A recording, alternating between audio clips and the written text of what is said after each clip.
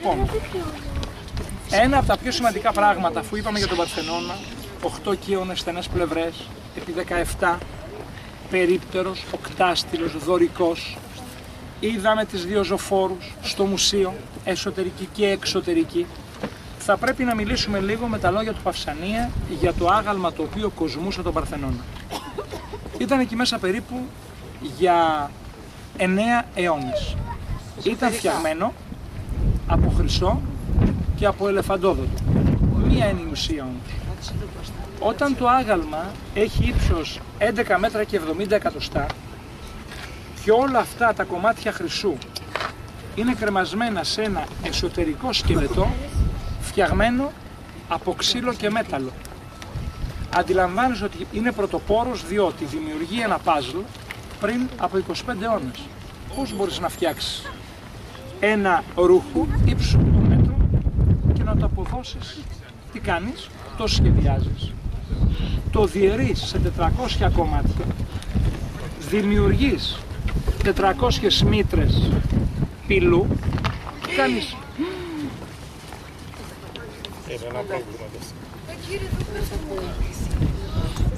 στα κομμάτια ένα πάζλ και αρχίζεις να τοποθετείς πάνω στο μεταλλικό και ξύλινο σκελετό και εμφανίζεται το άγαλμα. Όπου λοιπόν το άγαλμα αυτό, η περιγραφή την κάνει ο Παυσανίας στα Αττικά, είναι μια εξαιρετική περιγραφή του 2ου αιώνα μετά Χριστόν. Λοιπόν, πριν απ' όλα, η περικεφαλαία του αγάλματος αποτελείται από 2 χρυσά άλογα με φτερά, πώς λέγονται παιδιά? Πίγασους, πάρα πολύ ωραία, και μία χρυσή σφίγγα με φτερά. Στο μέρος του στήθους έχει φίδια από ελεφαντόδοντο, στη θέση των ματιών πολύτιμες πέτρες.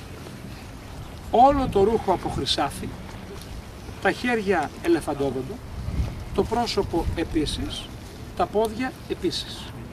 Στη δεξιά πλευρά ένας κύωνας ύψους, περίπου 6 μέτρων, όπου ακουμπάει το χέρι της και πάνω υπάρχει άγαλμα από μασίφ χρυσό που αποδίδει μία νίκη ύψους 1,80.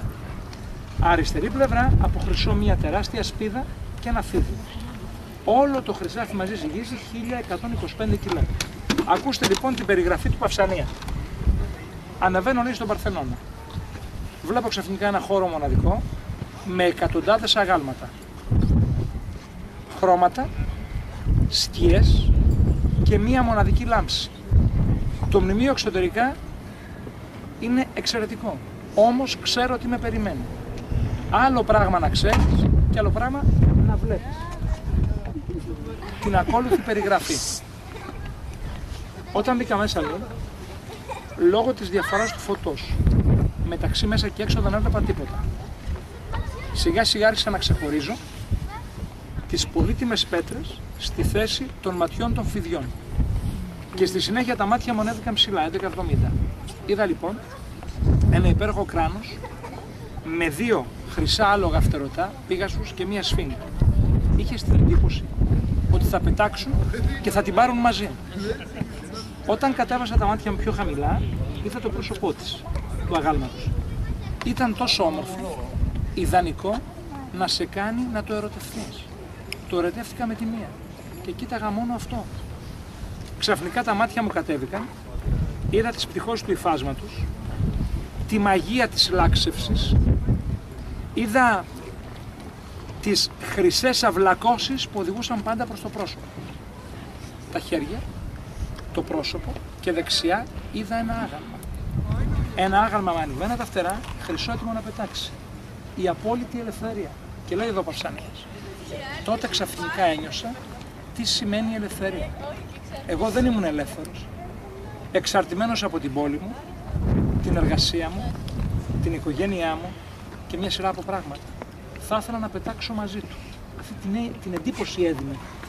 Και ξαφνικά λέει, κοιτάζω κάτω και εκεί τελειώνω, βλέποντας αριστερά την ασπίδα, το φίδι το οποίο ουσιαστικά αιωρούνταν πάνω της και βλέπω κάτω ένα πράγμα. Μία λεκάνη με λάδι. Τι σχέση έχει αυτή η λεκάνη? Επειδή έπρεπε να διατηρούν πάντα φρέσκο το ελεφαντόδοντο, το αλήφαν με λάδι. Το οποίο κατέβαινε κάτω και για να μην χύνεται, το το μαζεύαν σε μία λεκάνη. Και το ξανάρχιζαν. Η οποία ουσιαστικά τι έκανε? Δημιουργούσε την εντύπωση ενός καθρέφτη που διπλασίαζε το άγαλμα. Και ο Παυσανίας τελειώνει. Ένιωσα μια τέτοια συγκίνηση και παλμό που ένιωθα να καταραίω, να λιποθυμώ. Αλλά ευτυχώς δεν έγινε. Άρχισα να κλαίω. Και ξαφνικά το δάκρυ μου, το κλάμα, άρχισε να με απελευθερώνει. Και τα δάκρυά μου, μικρά διαμάντια που απεικόνιζαν το άγαλμα σπασμένο σε τόσα μέρη όσο τα δάκρυά μου. Είναι μια υπέροχη περιγραφή, ένα τρομερό άγαλμα. Το πήραν οι δικοί μας οι πρώτοι χριστιανοί, οι οποίοι διέλυσαν όλα τα ελληνικά ιερά και μετέφεραν. Δηλαδή θα σας πω ένα πράγμα μόνο που δεν έχει σχέση με Ακρόπολη. Από τους Δελφούς μόνο έχουμε μαρτυρίες. Έφυγαν 22.000 ταλέντα χρυσού και ασημιού, όπου ταλέντο 25 κιλά. 22.000 τάλαντα. Για να καταλάβουμε λοιπόν ότι αυτή η χώρη ήταν ιερά, απείρου κάλους και τεράστιου πλούτου. Θησαυροφυλάκια κατ' ουσίαν. Έτσι. Το μνημείο τώρα που το φωτίζει λίγο ήλιος είναι μοναδικό. Κοιτάξτε το χρώμα που παίρνει το μάρμαρο και θα δούμε σε λίγο και το μάρμαρο, το σύγχρονο, που έχει μπει για αποκατάσταση του κτηρίου.